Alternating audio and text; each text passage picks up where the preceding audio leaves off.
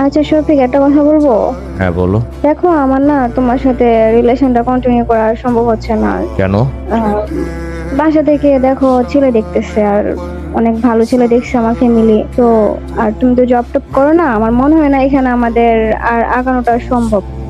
তো তুমি ভালো থেকো। রিলেশনের আগেও তো জানতা যে আমি জব করি না, তাহলে কেন রিলেশনে আসছিলা? দেখো, আচ্ছা, এখন যাই হোক। আমার কাছে আর কোনো অপশন নাই। তো আমার এটাই লাস্ট ডিসিশন। ভালো কাউকে পেলে প্রতিটা মেয়ে এমনিই বলে কোনো অপশন নাই। যাই হোক, একা ছিলাম, আচ্ছা, আবার না হয় একাই হয়ে গেলাম। তুমি ভালো থেকো তোমার মতো।